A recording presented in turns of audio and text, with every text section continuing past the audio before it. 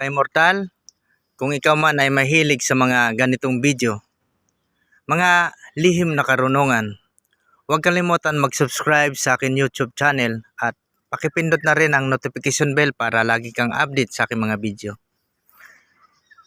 Ang tatalakayin ko ngayon ay tungkol sa kaibahan ng agimat at ang anting-anting. Ang agimat po, siya po yung sa mga sinaunang tradisyon ng mga unang mga antingero. Ang tinatawag ng mga agimat ay yung mga mutya, yung mga pampaswerte, yung mga tinatawag nilang bato omo, tinatawag nilang pangil ng kidlat. Tapos yung bao na isang mata o kaya bao na walang mata o kaya bao na 5 ang mata. Yung mga kakaibang mga kahoy, mga tagusan, sila po yung tinatawag na mga mutya. Yan po yung yung na-adapt natin sa mga India o sa mga Hinduism. Yan po. Yun naman pong mga anting-anting. Ito naman po yung mga medalyon na dinadasalan, yung mga medalyon na gawa sa tanso, gawa sa pilak, na ginawa ng tao na dinadasalan. Kapag po ito ay dinadasalan, namamanata yung iba para ito ay sapian o buhayin, para ito ay maging isang anting-anting. Kailangan mo tong sundin yung mga ritual. Yung iba, nagdarasal sila ng 40 days. 3 beses sa maghapon. Yung iba naman, 4 beses sa maghapon. Yung iba naman, pagkatapos ng 40 days, nagdadasal na lang sila tuwing Martes at tuwing Biyernes. At malalaman mo naman yung anting-anting kapag buhay na, kapag ito ay hindi mo na siya dinadala sa sementeryo, kapag ito ay hindi mo na dinadala sa CR, sa simbahan, sa mga bahay aliwan, sa mga pasugalan, sa lamay, kapag hindi mo na ito dinadala, ito ay buhay na at meron na siyang gabay na bad spirit o may gabay na siyang demonyo. At mag-aari mo na siyang gamitin na pantigal po, panggayuma, pampaamo. Yun mga agimat ay may mga gabay na mga engkanto, may mga gabay na mga bad spirit, may mga gabay na duwende, kapre, tikbalang. Samantalang yung naman, yung mga medalyon ay meron din mga gabay na mga bad spirit. Kaya po kapag meron kang tanga na medalyon, nagiging matapang ka, nagiging mayabang ka, nagiging mapagmataas ka, at nagiging mapanghusga ka.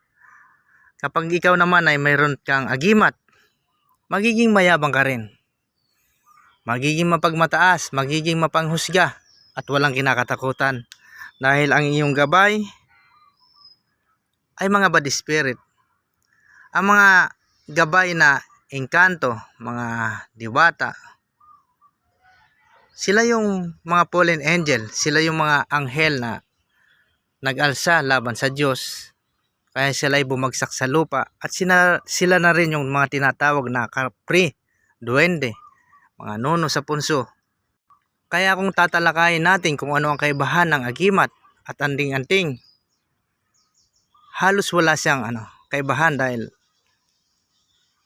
ang agimat minsan dinadasalan pero minsan naman hindi. Pero ito yung nagkakabisa dahil may gabay itong mga bad spirit, mga demonyo. Yun naman mga medalyon na gawa ng tao, dinadasalan pero may gabay siyang mga demonyo, mga bad spirit. Kaya halos wala siyang kaibahan. Pero parehas siya ng lakas. Depende na lamang yun sa nagtatangan. Dahil kahit ikaw ay maraming medalyon, kahit ikaw ay maghapon nagdarasal sa Diyos, ang nakikinig sa iyo ay mga bad spirit, lalo na kung ang iyong ginagawa sa buhay ay puro paninira sa iyong katawan. Kung ikaw ay umiinom ng alak, ikaw ay naninigarilyo, gumagamit ng vape, gumagamit ng droga, kahit magdasal ka maghapon araw-araw, hindi ka diringgin ng Diyos. Dahil ang nakikinig sa iyo ay mga bad spirit, mga demonyo. Dahil gusto ng mga demonyo, sirain mo yung katawan. Ibig sabihin, kapag ang isang antingero o isang albularyo ay maraming bisyo, ibig sabihin ang gabay niya ay demonyo at hindi Diyos. Kahit na nagdarasal siya sa Diyos, ang nakikinig sa kanya mga demonyo pa rin.